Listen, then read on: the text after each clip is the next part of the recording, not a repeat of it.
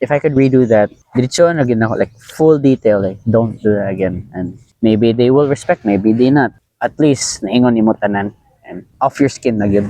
And then there's me looking at them medyo ah may tag ni padayon ko, something like that. So medyo guilt of not me continuing. Maayong adlaw, ako si Gab. Join me as we uncover untold stories. And today I'm here with Gabriel. Gabriel. So Gabriel, can you tell us a little bit about yourself? Okay.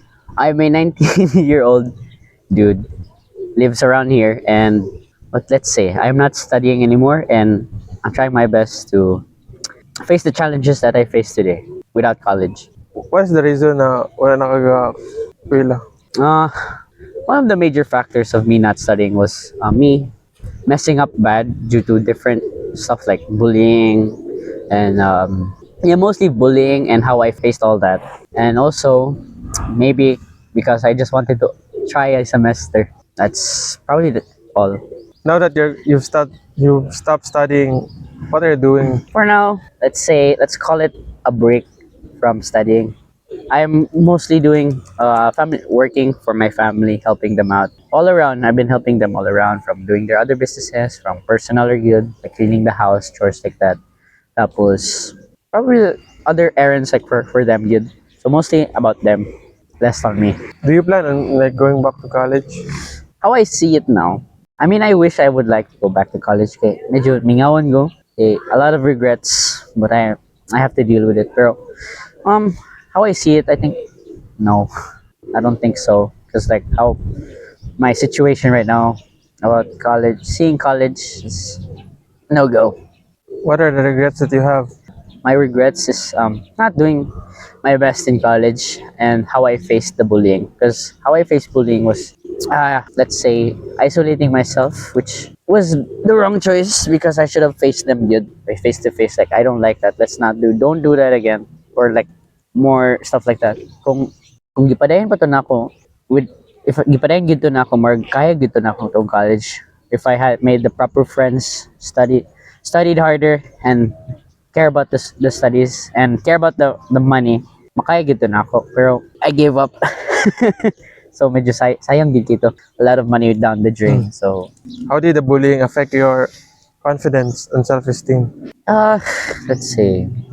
Big impact kay I didn't want to see my friends anymore. Like dili na ko kaganan mo. Initiate like, hey, can we meet? Can we hang? I wanna talk. Something like that. Or isolation or gid ko. So wanted to be by myself. If I see the bullies, I'll like don't talk to them. I'll just wala or good. Like if I see my friends, I don't talk, which is sad good at the time. If I was in their perspective seeing me how I was, I think I would talk to them, which would be me good. Pero they did, and I should have listened to them because they taught me, hey, do this. And I think good kaya gid nimo tong college, and how I see it, kaya gid to na ako. Pero medyo, of course, the regret of not doing it. So big bummer. Did it change the way you see yourself? How I see myself, how kadang kuan if The bullying, but the effect of bullying, did it change the way you see yourself?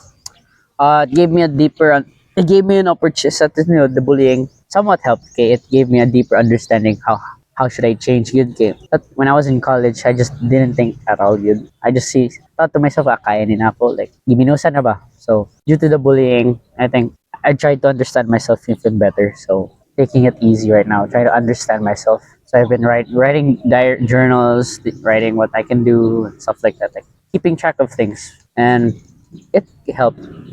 Like in the face of bullying, ba, did you ever feel like you had no one to talk to?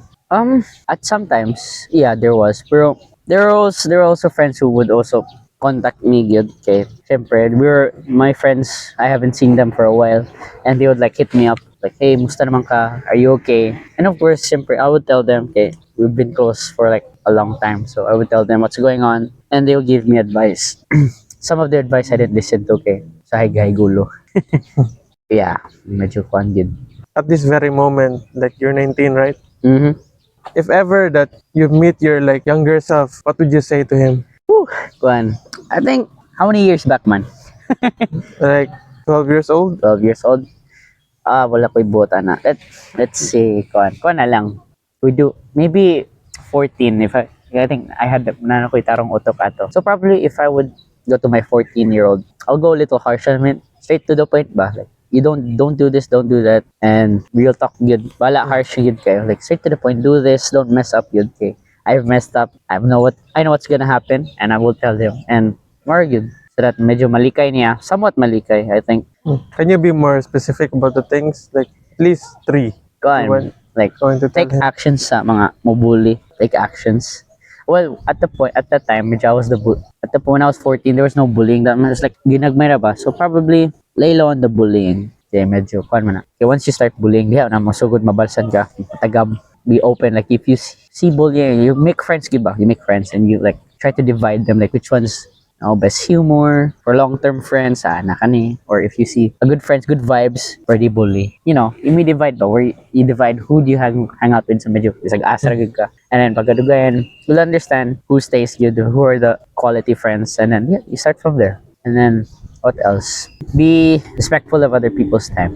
For example, vlog ka, you hang out with your friends, and you're late. Don't do that. You should contact your parents, say, I'll be a little late. Ahead of time. Don't be like, late na gyud ka, diha na ka mo message. You tell them, hey, I'm gonna be late due to this. Maybe they'll understand, maybe they'll not. Pero that's no choice magyud ka. Yeah, at least tell them. And then, let's see. Be thankful, gyud. Don't, ay, binawala ng uban tao.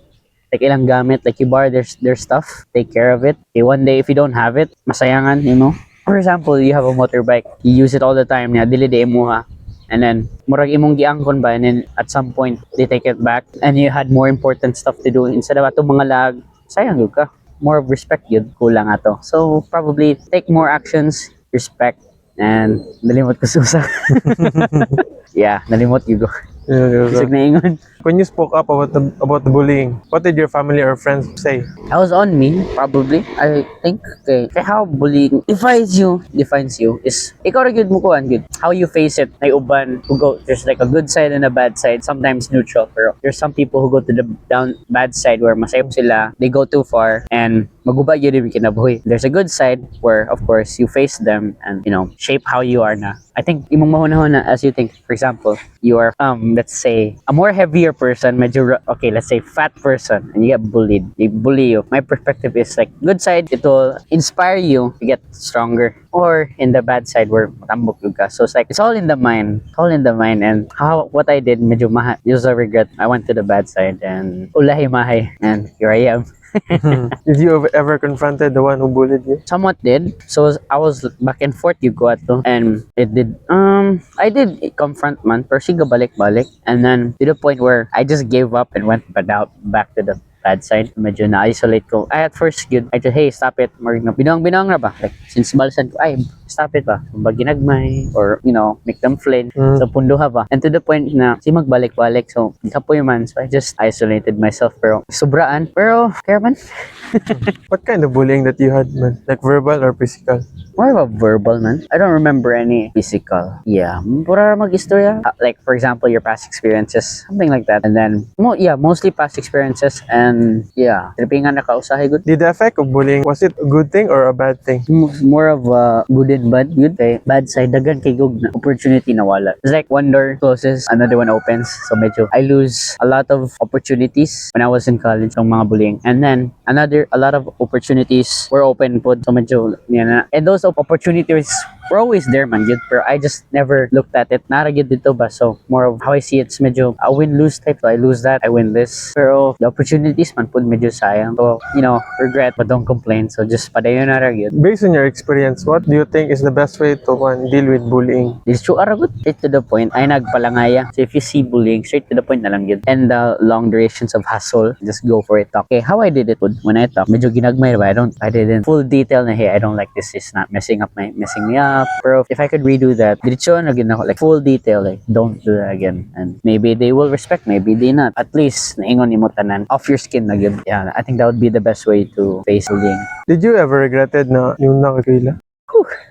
Of course, it's there. Okay, you see social media, of course, mga stories online. Intrams just passed, so medyo fun. I've seen a lot of them having fun, which I'm not experiencing good. So they're having fun intrams, of course, group studies, man, I see that online, galaag, as a, morag as a class. And then there's me looking at them medyo, may tag ni padayon ko. Something like that. So medyo guilt of not me continuing. Probably also the opportunity to make more friends, more connections in the long run. Medyo ka na rin good. What's the biggest lesson that you learned about the past things that happened to you?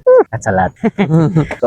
Face it. Litsua na lang yung problema. Don't prolong it. Masulan ka na. I mean, even though if you prolong it, I think you'll feel better. Probably. I'm not so sure. Pero maybe if you have problems, just face it. Straight to the point. I know it sounds easy, pero medyo lisod yun. Kaya na-emoji na i-face. Pero you face it yun. Pero dali na. Dali mahuman and you'll be over it. More problems back and forth. Mahuman. Your mental will be safer. Yeah. Di na kayo ka magmahay kayo. Less regret and more good. More maingon. What's the message that you can say to mga people na gibullihan karon? Don't be scared to ask for help. If you know you're right, you should go ask for help. Ask for help. Maybe like someone older. I know the bullies, binawangan ka na, you're chicken, you're asking the teacher or something for help. But you're doing the right thing. You should ask for help. Ask for help and face them. Okay? It doesn't go well if you don't. If you prolong it, it's the safer way and your mental safer. Thank you, bro. I got you. No problem. Thank you, bro. Yeah. I know na. dagang maka-relate sa imong story nga naka-feel nga they are alone, unheard, na they thought that they're alone in their struggles. So, Nah, we're all in it. I'm sure Most of us. your story will inspire a lot of people. Don't mess up. I'll mess up also.